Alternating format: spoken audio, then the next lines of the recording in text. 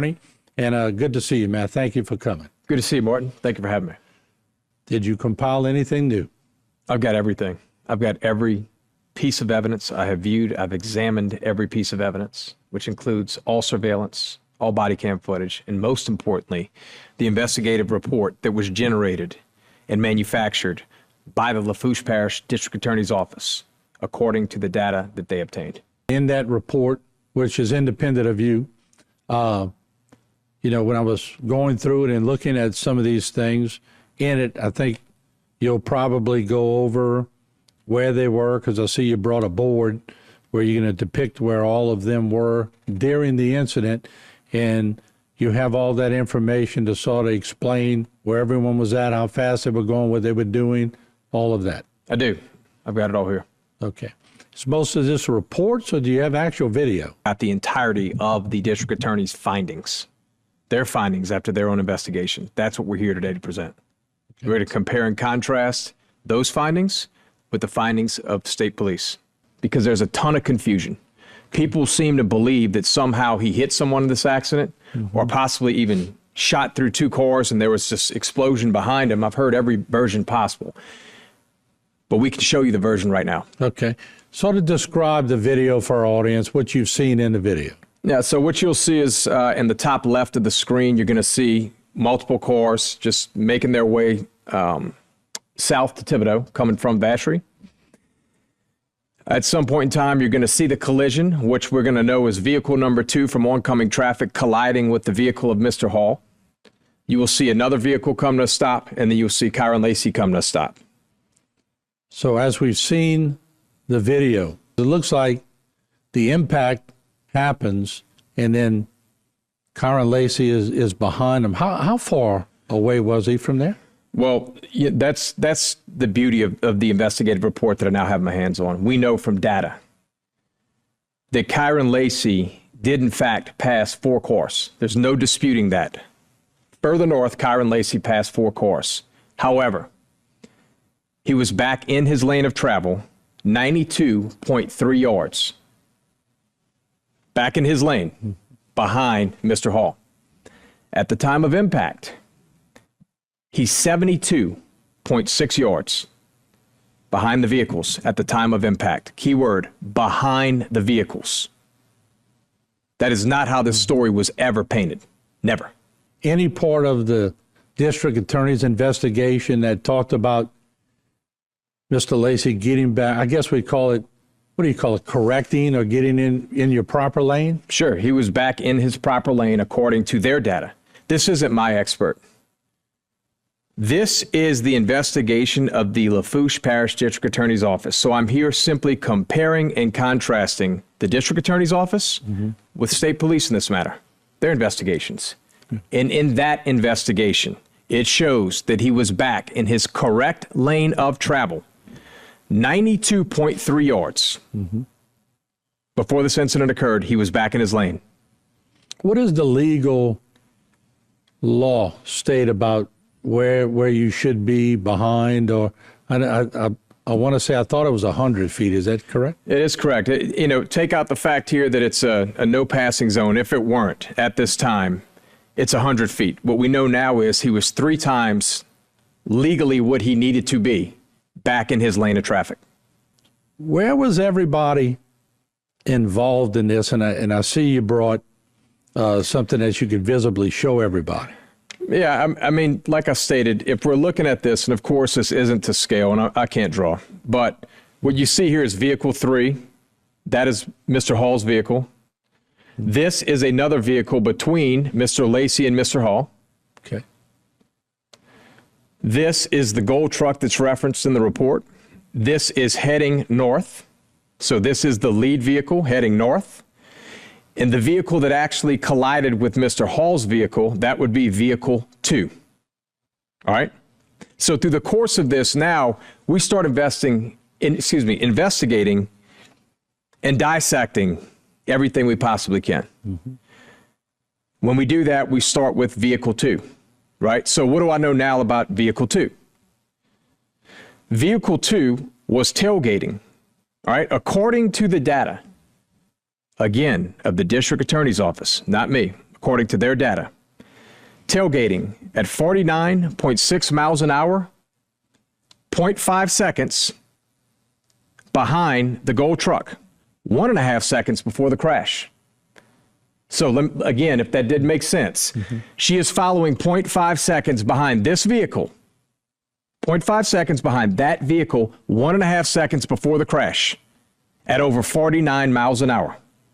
0.5. Can you elaborate on that? Sure. That's, so now what we're looking at, this isn't speculation. Through this, we hear there's story after story. Actually, Vehicle 2's story got bigger and bigger and bigger until we now have their data, right? So when we get our hands on it, I'm looking at the data from that particular vehicle. That data in that vehicle shows me 5 seconds previous to this crash. 5. I'm looking at it, and you're going to show it.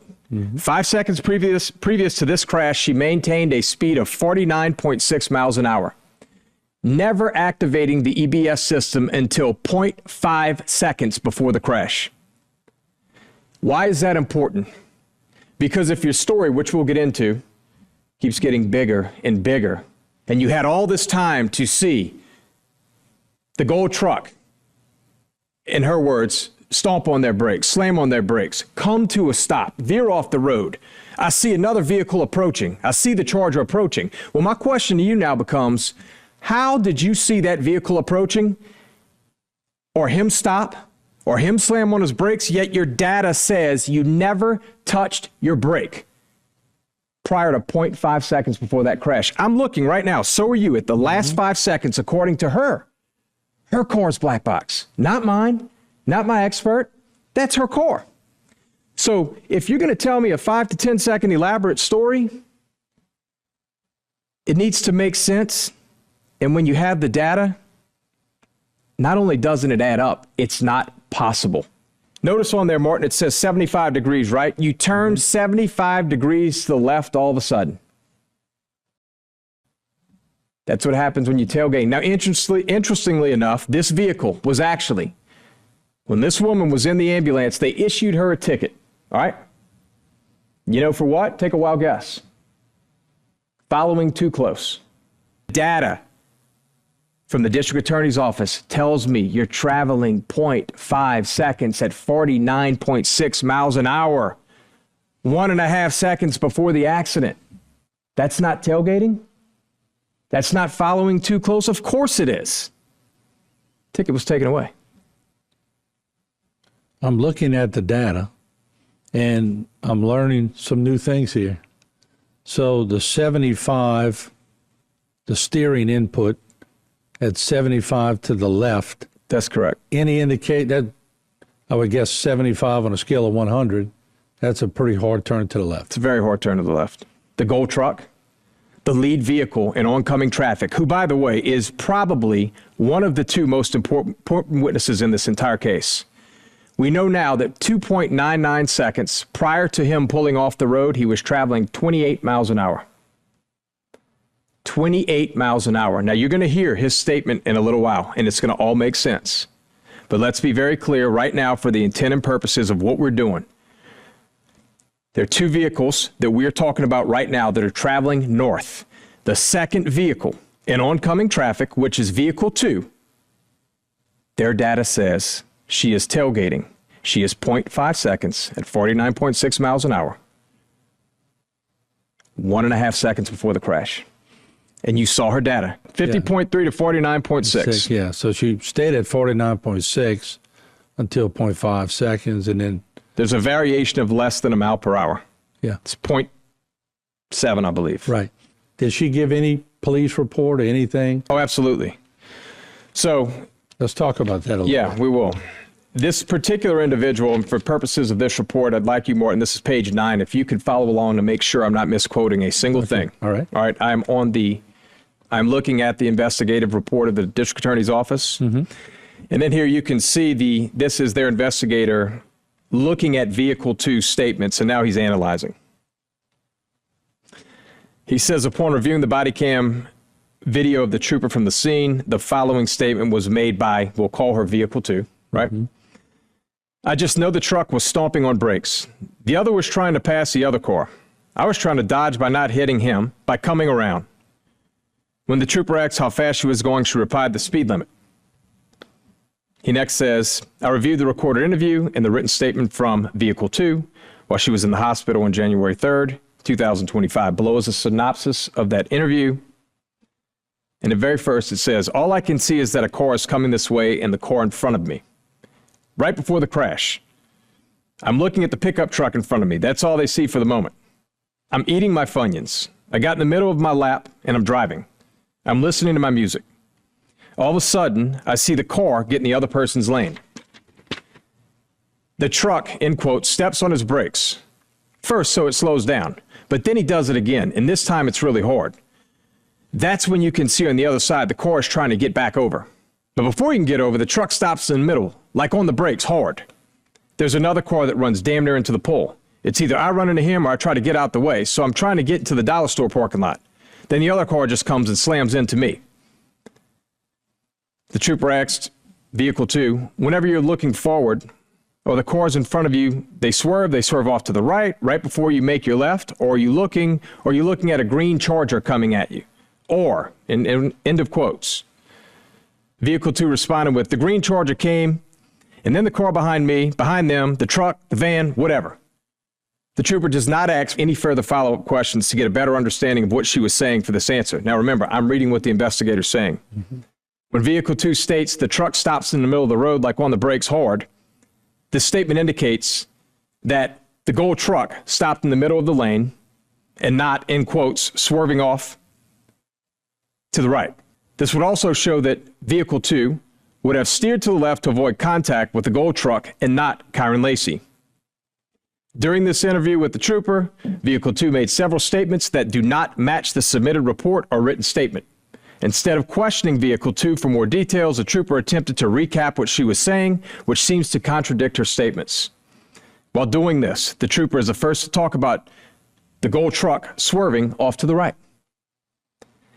Then when it came to obtaining the written statement, the trooper tells Vehicle 2 what to document on the statement as she is writing. I have two questions here.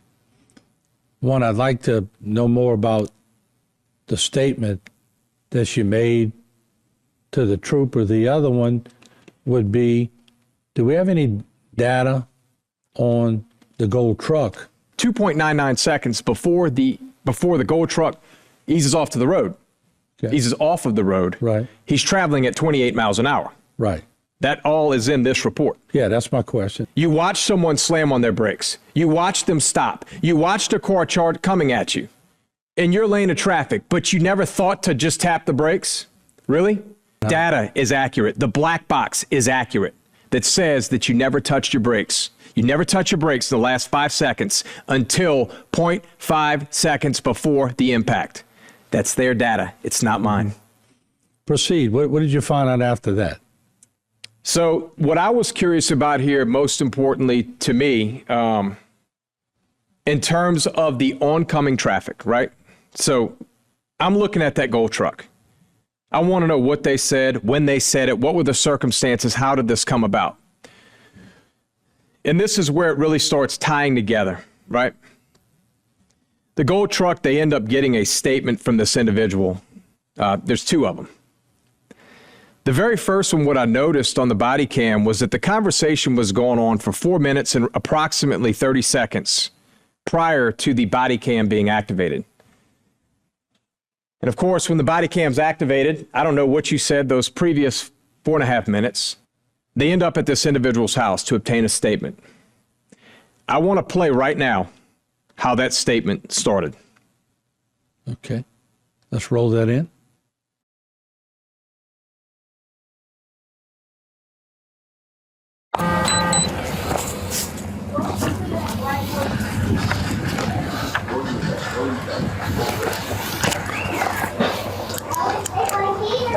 All right, sir.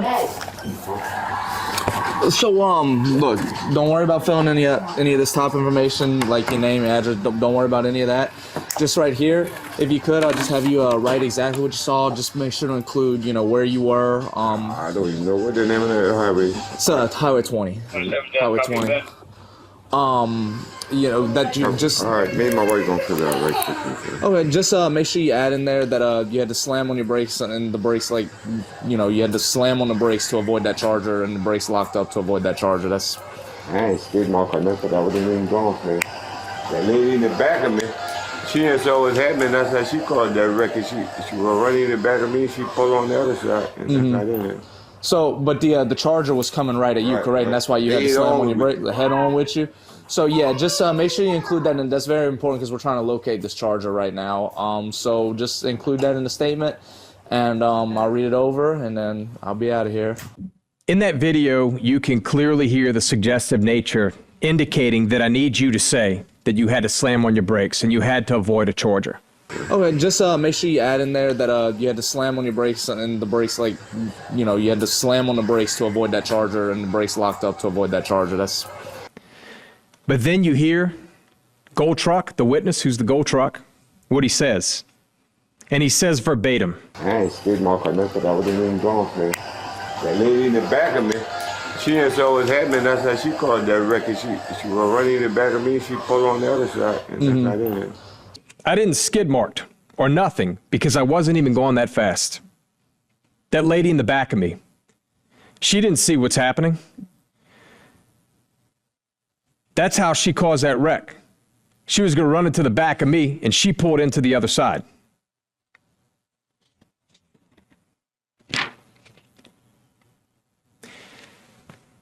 But there's a bigger problem. I then obtained the actual written statement.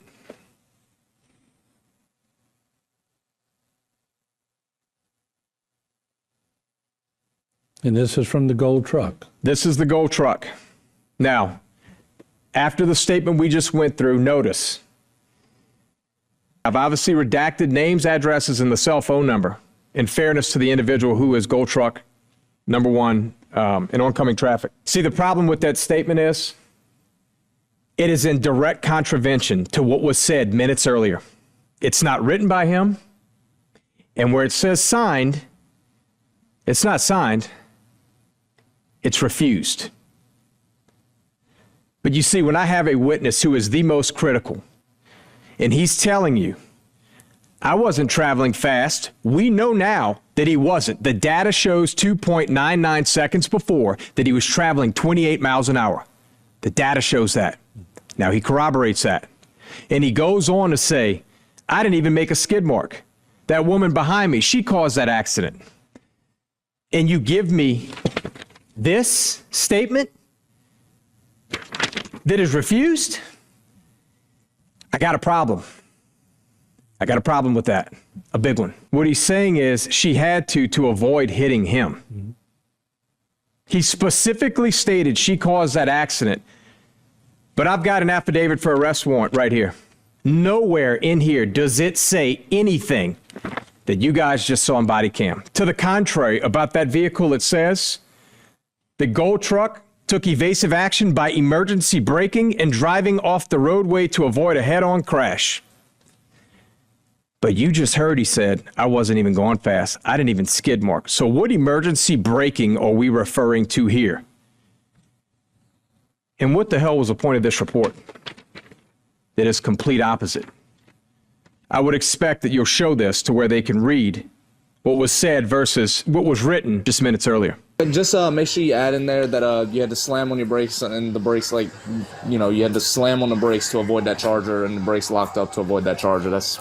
I ain't skid mark or nothing, but I wasn't even going for it. That lady in the back of me, she didn't saw what was happening. That's how she called that wreck. She was running in the back of me. She pulled on the other side, and that's not in it. So, but the charger was coming right at you, Right, correct? right. And that's why you had to Head slam on on your with brake, head on with you. So yeah, just make sure you include that, and that's very important because we're trying to locate this charger right now. So just include that in the statement, and I'll read it over, and then I'll be out of here. Okay? By the way, the body cam wasn't on for this statement. It was turned off before obtaining this statement. And this is what we get back in a file. This. Remember, Kyren passed. I'll just put X's.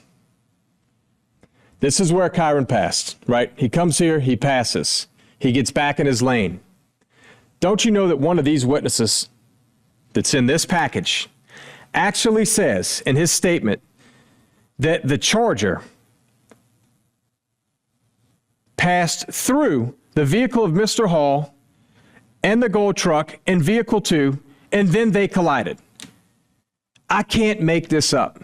This is what people just don't get to see. Mm-hmm. And again, I'm not saying this intentional. I'm saying people commit to a story and they don't back down. You saw it here, but I'm telling you, you guys saw a video. You just saw a statement where somebody tells them what to say. They tell them that's not what happened. They still give me the statement. And now I got another individual who we won't harp into here because it's so uncredible, right? That one of the 4 individuals here, they say that they were going 30 to 35 miles an hour when Kyren passed him. He did. There's no disputing that. No one ever did, but he was back in his lane of travel. 92.3 yards back in, 72.6 at the time of impact. When they collide, he is 72.6. Before they collide, he is almost a football field away back in his lane. That's not disputed. What you can see is another car come to a stop, and then Kyren Lacy come to a stop. But you know what's really interesting to me as well is that there was another passenger in Kyren Lacy's car. They knew this. They have video footage of this individual getting out of the car. Why didn't you ascertain his identity? Why would you not want to hear the person with one of the best views of this incident? Why would you make a call? Why would you simply not bring him in for questioning? And I'm sure you talked to him after? Of course I talked to him after. It's exactly what they said. Yeah. It's exactly what they said. Mm-hmm. They actually thought at one point in time that she collided with the gold truck. That's the very first thing they told me, that they thought that this vehicle 2, was trying to get around the 2, as in slide between them, as in, uh-oh. You know, so you can see why. This is just amazing now, what I know, and there's so much more. We've spent hours and hours and hours scouring. But I don't know how else to tell anybody else that this is not mine. I didn't generate this. I didn't manipulate this. I didn't alter it. I didn't manufacture it.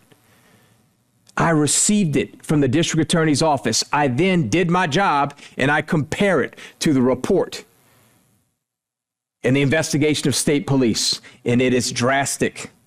It's drastic. The very last line of the report from the district attorney's office says, the evidence submitted in the crash report does not support that Kyren Lacy should have known that his actions were the cause of the crash that happened approximately 72 yards in front of him. And what we know is we never disputed ever that he passed those vehicles. They were in a row, 4 vehicles in a row. We know they were going 30 to 35 miles an hour. He passed them. It was a no passing zone, but he got back in 92.3 yards. He was back in his lane of travel. He was 72 yards behind at the time of impact. We know that now. He was actually the second car to pull up behind, not even the first. At no point in time did he have to slam his brakes. He wasn't even close to the second car. He just eased in. He eased in. He went straight from there to the facility in Trevor for his football practice. But he had no idea he caused this accident because he didn't think he caused the accident. He didn't cause the accident. When did you get knowledge of it? When did you first get on the case itself? When were you notified? Weeks after. Remember, from the time of this investigation to when a warrant was executed, there were weeks apart, right? And then I get involved after that.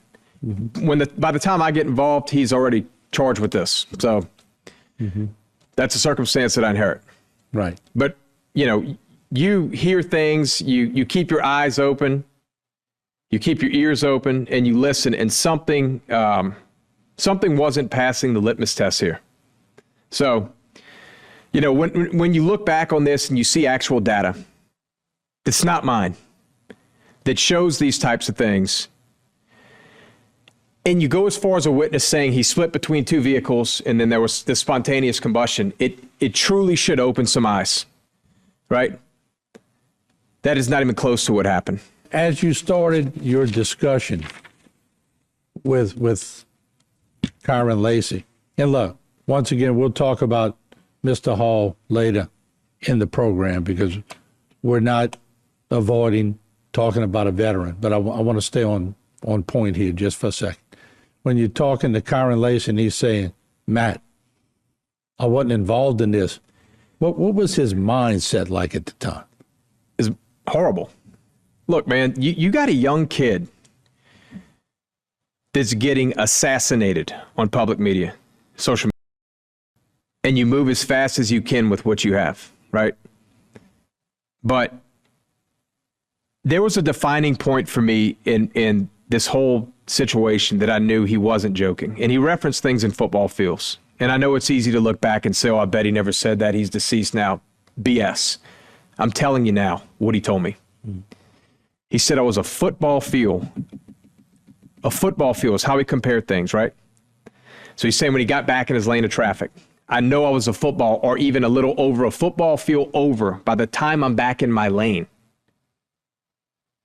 And when I told him that they had video surveillance of this whole thing, it was like he was relieved for a second.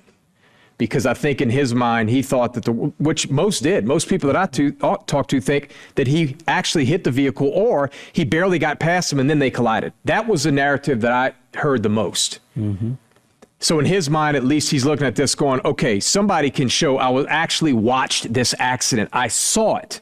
And he told me there was a car between them. Hell, after I read everything prior to meeting with him and the things that I heard, I'm questioning what's going on here. Mm-hmm.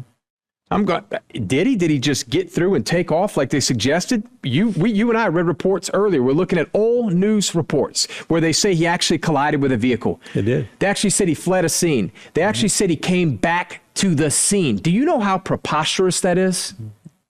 None of that's true.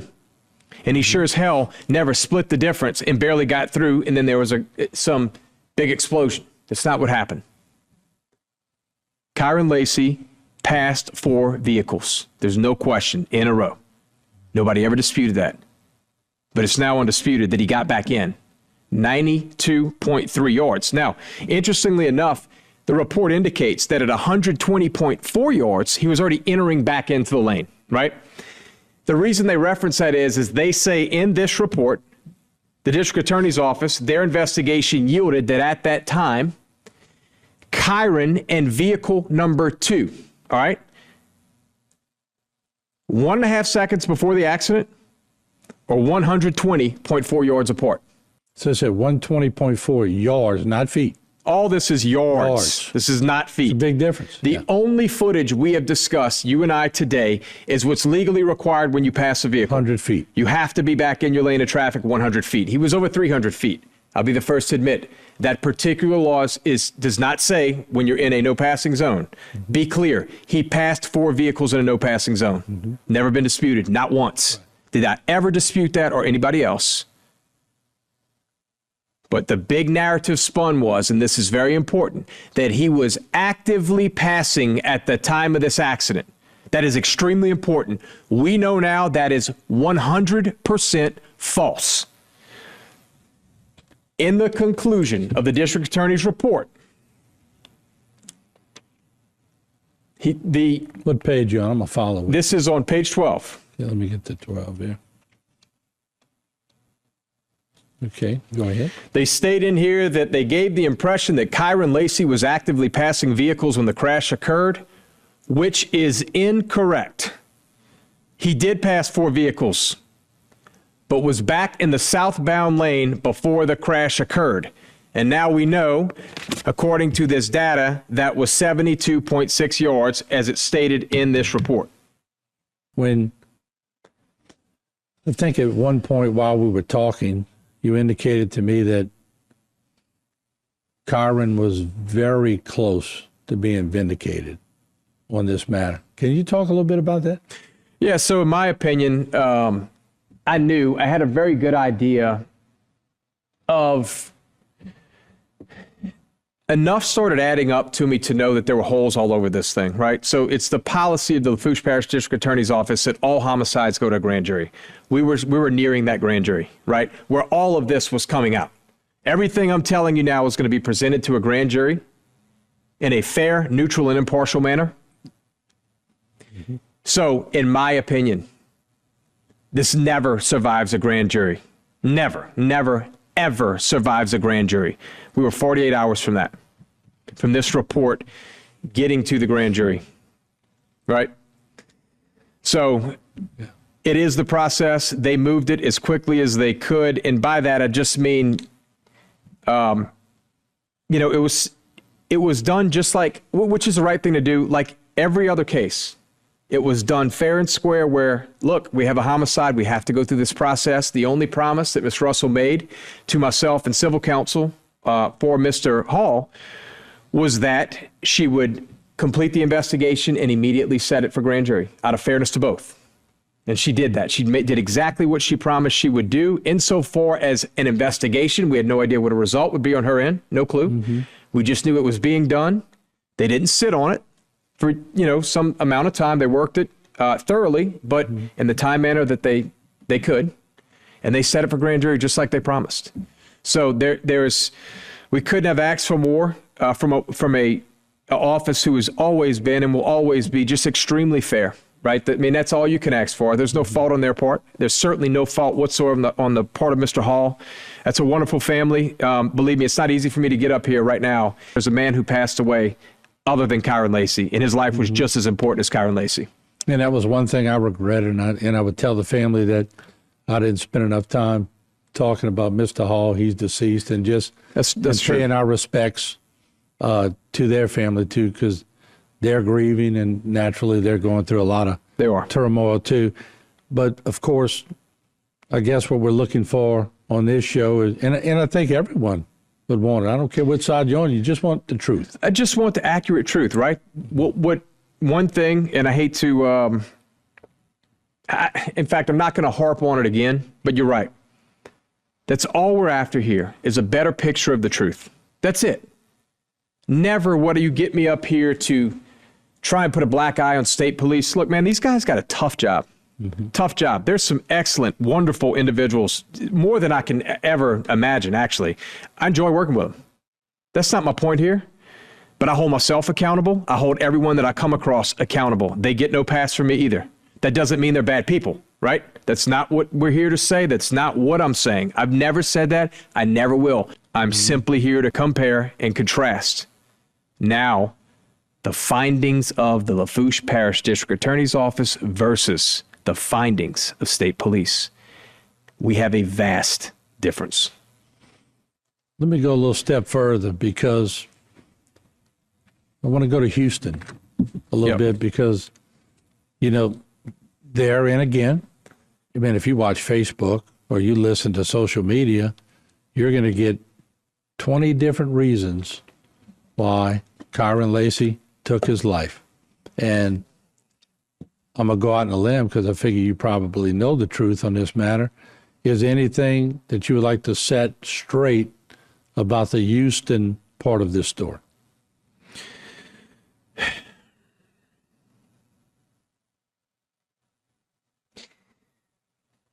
I don't know that the Houston part of this story didn't upset me more than the front end. Let me just say this. Kyren Lacy went to Houston that Friday with his mind made. He was suffering. There was a point in time that night at his apartment, the apartment that he, his little brother, and his cousin were in. His mind was made.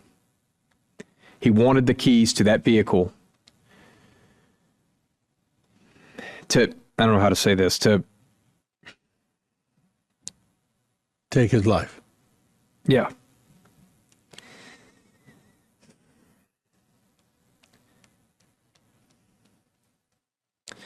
So it's either you give me my keys and I do this on my own accord, or this is going to go down right here, right now. Obviously, the keys were given. A welfare call was made. Keyword, welfare. Welfare check. Right? There was no crime. There's none of that, man. Mm-hmm. There's no drugs. None of that BS. Kid's mind was made. You know the rest of the story. So he told whomever he was with that that was the place and time. Wasn't there a shot fired or something? That's how he got his keys. I think that's how you're showing them. And by the way, the shot was fired in the ground on purpose to let them know the seriousness of what was going on in his head. So he wanted their attention. He wanted his keys. Yeah. And they knew not to give him his keys. They knew what was going to happen. But what are you going to do? You going to watch it go down, or are you going to give him his keys? Right. His mind was made. Social media killed him. Killed him. Mm-hmm. All those tough guys behind the computer, Yep. same ones that would come after me when I do this interview, Mm-hmm. those guys. A young man could not get used to it. They're kids, man. Yeah. The difference between you and I, Martin, and them, they don't know anything else other than those devices. Right. You especially. I'm a little bit younger, but even myself, that's a later deal. Mm-hmm. That's all they know. They can't get away from them. And they believe what these people say. They believe them. Right. It doesn't matter what I showed you today. There are going to be people that are going to talk horribly about him, horribly about me. Life is such, but I have a job to do. Mm-hmm. No matter who is in the way of that. You have to do what you have to do. Whatever consequences come my way from this, so be it. And I'm hearing you loud and clear. He, in his own mind, and I'm speculating, he was already prosecuted in his own mind. That's correct. He's already prosecuted. And we can only imagine, wasn't the Vikings about to draft him? I had talked to the Saints. I had talked to the Vikings. Not that I'm his agent by any stretch, No, but there were teams reaching out to learn about this matter, that really liked him. But they obviously wanted to know what was going on. I did the best that I could to tell them and advise them the grand jury was set for this particular day. We didn't make it there, though. So Kyren Lacy is going to change the way things are done. He's going to make people think twice about what they say before they say it. Not everybody. Somebody. Mm-hmm. Maybe Kyren Lacy makes someone think twice before the next investigation to say, hold on, maybe we got to look at a few other things here, right? Maybe let's not jump to conclusions. Thoroughly review. Just maybe somebody else is saved from the same exact thing. Maybe thousands. I do offer all other sides a chance to come. They can debate it or rebut or whatever. To this day, formal charges were never accepted by the district attorney. This is over. Over. There's no Done. criminal proceeding. Done. This is about making a promise to a kid who begged you to help him. You make a promise, you follow through on that promise. Mm-hmm. It's nothing more, nothing less to tell the world Kyren Lacy's version. He never got to tell the world his version. Okay. We just did that. Wow. Have you spoken to his family? I did. I did. I met with him after obtaining everything, thoroughly going through it, watching videos, listening to statements. We've seen everything. And, it just brings back a lot of memories. Same for Mr. Hall's family. I know it brings back some memories you guys don't want to recall. Same for the Lacy family. Because at the end of the day, you got two very important lives that were lost. Nothing's going to bring that back, either one of them. So I talked to him. You can about imagine how it went. Very cordial, though. No yelling, no throwing, none of that. A lot of crying. Right. As I suspect Mr. Hall's family does the same thing, rightfully so, right? So it's just not fun for anybody, to be quite frank. And that's the hardest part about doing an interview like this is you have so many people involved, and Kyren Lacy just happens to be such a high-profile person that I know the Halls grieving, and once again, if I had any regrets from the first interviews that I didn't talk about Mr. Hall, and from what I heard, he was a tremendous man and just great storyteller, good person, but Class act family. It's just, it seems to be a tragedy all the way around. It is. When you really look at it. It is. There's no winners here. There never will be.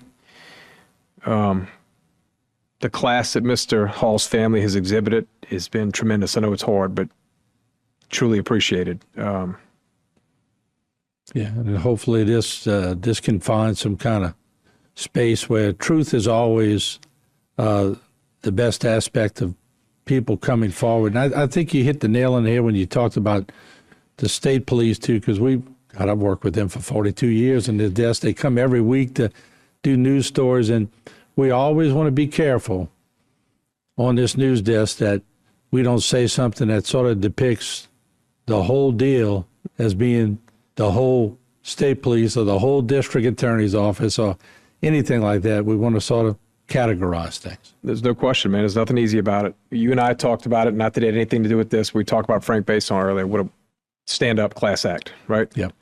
Christine Russell, stand-up class act. Mm-hmm. Family of Mr. Hall, stand-up class act. The Lacy family has been a stand-up class act. And Kyren Lacy, to me, was a stand-up class act. There's no winner here. Mm-hmm. We're all lost. But at least we have a little more accuracy. And at least the second side of the story is told. When you were at his funeral, you got up and spoke. I did. And you looked at him and you made a promise to him. Is this kind of what the promise you were talking about, finding out what took place? Yeah. His parents had given me a pin of his picture. And at that funeral, I took it home with me, obviously, but as he's sitting there, he had always asked me previous to that, Mr. Matt, you got me, dog? Kyren, I promise you, I got you, dog. So I get home and I took that pin. It's got his picture on it, and I kept it out every day. And I wrote on the back of it, I got you, dog. Never let it leave that side. And this is my version, bringing clarity. Bringing his version is me telling him, I got you, dog. Whatever that's worth, I don't know. I hope that he's looking down and has a little peace, because he didn't go out with peace. Matt, we appreciate you joining us today in tough circumstances, and thanks for coming in and sharing your thoughts and some of your findings with us. Very welcome. All right. Once again, we appreciate all of you joining us, and we always reach out to all aspects of this story.